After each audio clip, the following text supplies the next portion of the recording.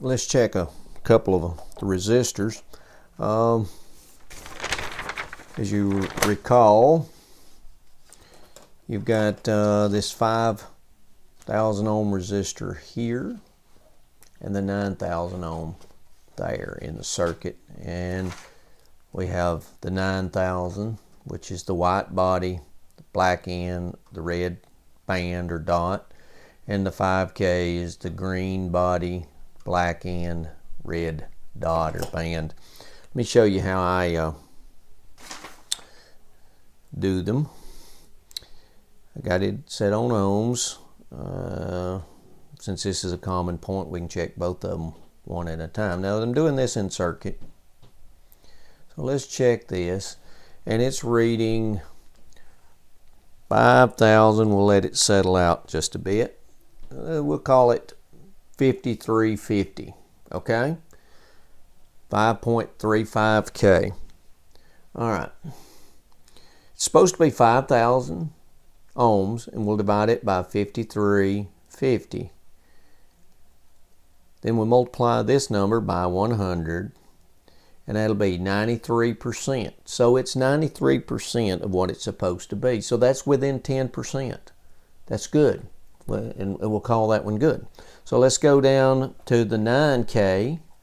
We'll let it settle out, make sure I get a good connection. Always, because sometimes you don't always get a good connection. And remember, this one is supposed to be 9,000. And we'll divide that by 9230. And that one is, and you can already see that, multiply it times, that's 97% of what it's supposed to be. So it's within tolerance. So, you know, these things were made 20% in tolerance. You know, we want to get it within 10, and that's okay. There's nothing wrong with trying to get it as close as possible. But when you got to remember, when these things were designed and built back in the day, and even the equipment you're using to test them is probably within 20%. And so as long as they're within the ballpark, within 20%, I say they're good. I think we try to get too precise with some of this old stuff. We'll go through the rest of this stuff and check the resistors and change out the caps, and then we'll put the filter caps in. Okay, we're going to change out the filter caps. And as we said once before, pin 8 of the rectifier to ground is one of them. So what I'm going to do is I'm going to desolder this terminal, because the resistor is on it. So we're going to try to get this off in one piece, and we'll leave the leads and everything in the cabinet. We'll make sure they don't short out or anything. And so let's see if we can get this off without tearing something up. And it's hard to take this stuff off sometimes with other components in place. Let me clean this up with some solder wick.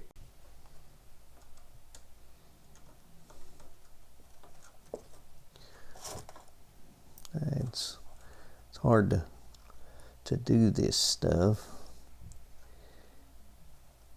without getting in the way.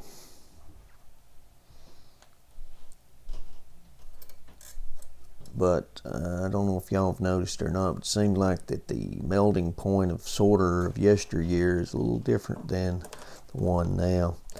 I'm going to cut this off and then probably just put some heat shrink on it just to keep it from floating around in there and everything. But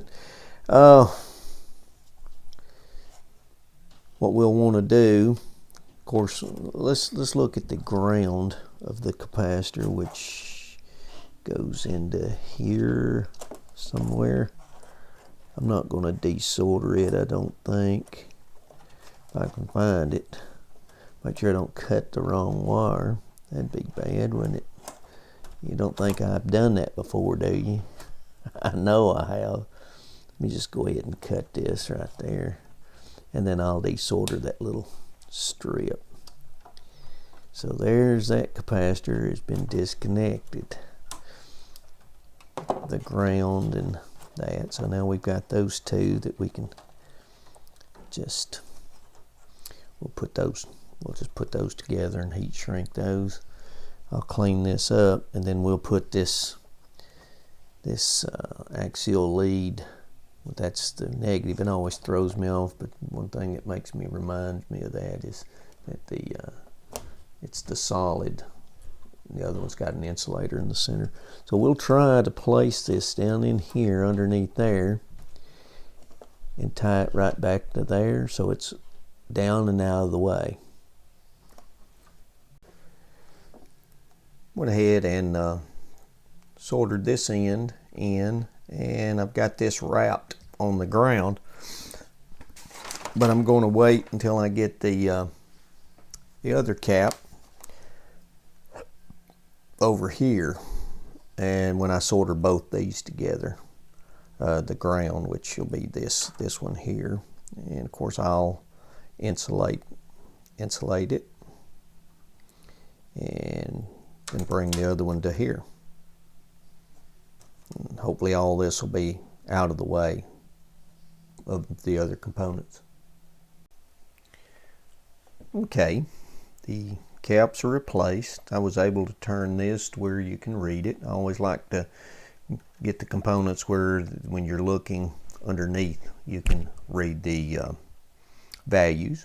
That's in place. This I have terminated the original can capacitors and heat shrinked it and put it up under there.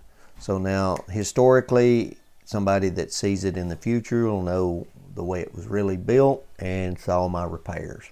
Hopefully that's the way that'll work. Okay, I drew a little schematic of my own of taking this this block capacitor out. This is the 3615YU. This has got the 0.03 and the 0.05 capacitor in it. Ended up taking this coil off. I took a little 1/4 inch wrench. Couldn't use a nut driver, had to use a wrench to take it off to get it out of the way. And perhaps I can change out a couple of these paper caps while I've got this one out, but let me look and see exactly if I can find the schematic of this. But I think I pretty much know where the capacitors go in here, but I believe this one is the common one of the two, but I'll double check that and then I'll verify it when I pull the tar out of it. I just went on the Philco Repair Bench website. We've got a lot of these listed, and in fact that I was correct. Number 1 pin, and you can tell there's 2 wires connecting here if you look real close, and then there's only one connected to the other 2. So this is the common one, and from pin 1 and 2, from here to here is 0.03, and from here to here is 0.05. So that's how we're going to rebuild it. Now I'll double check it when I rebuild this. I took the opportunity when I had the bakelite capacitor out to go ahead and get rid of and change out some of the wax paper capacitors. Some pretty tight work in there. I did use the corkscrew method. It does make a good connection. I usually like to desolder and what have you, but working with that wafer switch and in that tight quarters with these coils, I just chose to use the corkscrew or spiral method. Okay, I got that block capacitor rebuilt and put back in. Now all we lack is this block capacitor and the other one that's got the 0.15 safety caps. As soon as those come in, we'll have those rebuilt and then we'll be ready to try it. I've did a check on all the resistors, and all the resistors are within tolerance. So we're gonna leave it like it is and try it. I went back to my tripod for overhead views. I've got a boom extension or something similar to what Doug has been using over there, but mine is attached to the table and it moves too much. I get to work in here and the picture starts shaking, whereas this is a little bit more stable. Anyway, as you remember, I had ordered the wrong parts. Well, I got the new ones in, and they are a little bit bigger than I had anticipated, and I think I'm going to have to extend the leads a little bit. But 0.15 microfarads is pretty, in the safety caps, pretty good size. But looking inside at the 1.5s, they're pretty big too. But this is a thin-walled bakelite cap holder. A lot of these are thicker, but this is a real thin wall. So I'm thinking that it's going to be okay. The depth's going to be okay, and I think the width's going to be okay, but it's going to be a full package. So let me tear these out and extend those leads and rebuild the cap and bring you back and show you. I've got the old capacitors out. Wonder what those numbers mean. 29 and 41. Probably a bin. Probably doesn't have anything to do with the value. It's probably a bin that they get them out of, even though they're the same. Even though they're the same value. Anyway, I extended the leads. A quick sorter was in order because of the short leads. Now, what I hope I can do is get those to fit in, and of course they should fit okay, but that mounts against the surface, so you actually have a little bit of play there. You've got maybe 1/8 of an inch play, so if they stick up a little bit, I don't think it's going to be that big an issue. Let's stuff them in there and see if we can get them to stay. Okay, sticks past just a little bit, but I don't think it's going to be an issue. I should have used smaller leads. It would have been easier to get it into the ground when it's double, but on the second one I will use smaller leads. But there it is, and we've got one more to go. I shot a coat of just some flat black on this, and you can see there's some bare spots where the crinkle paint. And I also took and welded some sheet metal in the place of that. And what I plan on doing is drilling a hole and putting a strain relief on the cable. Now, let's think about this a minute. They had that plug in here, and why didn't they have it in the bottom? Well, they mounted the AC filter, the capacitors and the chokes up here. So if they mounted it down in the bottom, then the cord would run up to here and would you'd have all that AC line floating in there. So it could have been an issue with some sort of stray AC in the cabinet. So what I'm going to do is I patch that. Now I'm going to drill a hole here for the, now do I put it in the back or do I put it in the side? It came in the side. I think that's probably what I'm going to do is go ahead and put it in the side with a strain relief. And I bought some hammered paint, and I'm going to go ahead and drill this either way, but I think I'm going to put the hammered paint on it after I drill it. And going to fabricate a strap for that also. Remember, this is a repair, it's not a restoration, so it doesn't have to be like really authentic.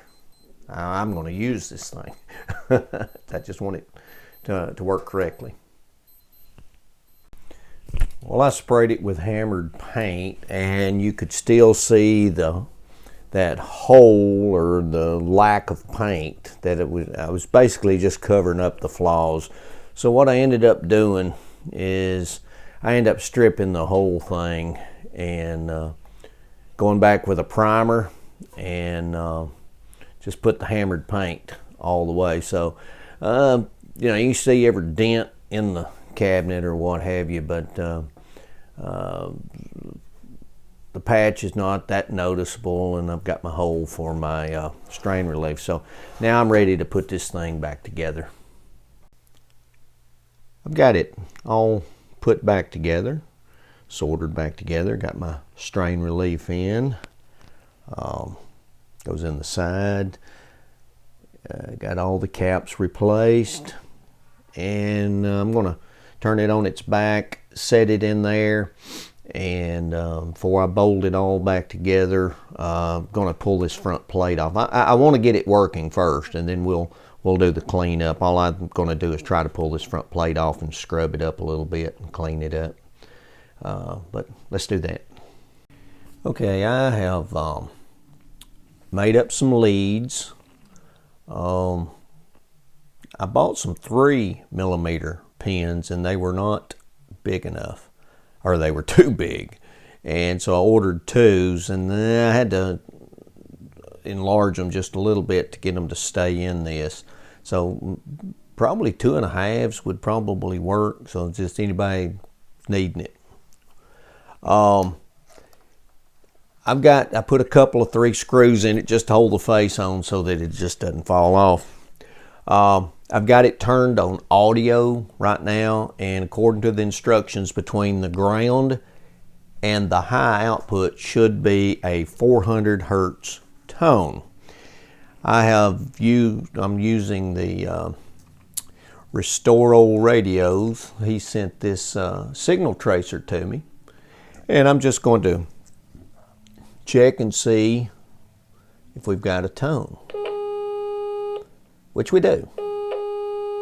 And that's constant. There's nothing that changes or anything like that. Unless you touch it. So anyway, got that. So let's put our lead back in. Now, I've tried the lower scale, which goes from 115 kcs up to 360 kcs, and my frequency counter, which I have hooked up here, will not measure it. For the longest, I tried modulated, unmodulated, and I just couldn't. I believe the problem is in here. So let's go to the next scale up, and let's put it on 600 here, and I'm going to just eyeball it 600, and we'll look and see. We're reading 599 from 600. That's pretty good. So on the next scale, let's go to, let's just say 2 megahertz right there on the 2. We'll go up in scale, and we're reading 1990. That's pretty close. And then on the next scale, let's go to, let's say, 6 megahertz. And I'm not lining straight up with my calibrated eye. But let's turn that up. And there's 5.935. So it's working. And let's go down to the last one. Let's just go to 20 megahertz on the very bottom scale. And that's 20.02. It's pretty good. Let me take and want to show you something. I'll have to rearrange the camera a little bit. I'm going to the bottom scale and check it on my oscilloscope. Now my oscilloscope is not, it's been a while since it's been calibrated, but I think we're going to get close with it. Let me rearrange some stuff. I'm going to try to measure the frequency of this lower band on my oscilloscope. Frequency, and the formula I'll put up on the screen, is equal to the reciprocal of the time period. In other words, 1 divided by the period of time that it takes for one cycle. So you can take the increments off of your scope, and if it's really calibrated, and I'm sure the digital ones are a lot better than this old analog that I've got, but this should get us close and at least see that it's working. So I've got the dial set on 200 kilohertz. Okay, so if we take 200 kilohertz, and that's, we got to add 3 zeros to that, and that's what it would look like, 200 kilohertz. So let's find the time period. So the frequency is equal to the time period, 1 divided by the time, the reciprocal, or 1 divided by the time period. And it'll also, the same difference, you can find the time period by dividing 1 by the frequency. So here's the frequency. We'll take the reciprocal, which is 1 over x, and that will give us 0.000005. We'll do that in a scientific notation. And if you look at that, that's 5e to the minus 6, or 5 microseconds. Okay, I've got this set on 200. Let me move the camera to the scope. As you can see, the controls set on 5 microseconds per division. And if you'll look here, we've got that from this peak to this peak is 1 division. So that's 5 microseconds, which corresponds with our 200 kilohertz. So I think this thing's working. So what we'll do is I'm going to take the knobs off, scrub up the front a little bit, and maybe put it back together and call this done. All right, there it is, cleaned up. It's not, the front has got some scars on it, and I have got to make a leather handle. And I found out that you don't have to take all these screws out. Just the certain ones, and I can't tell you which ones they are. I'll have to go back in the video and see which ones actually go into the cabinet itself. So anyway, maybe on the next restoration we will use this to do an alignment. So we're going to finish that one up for now. So from Larry, from the hills of Tennessee, thanks for watching.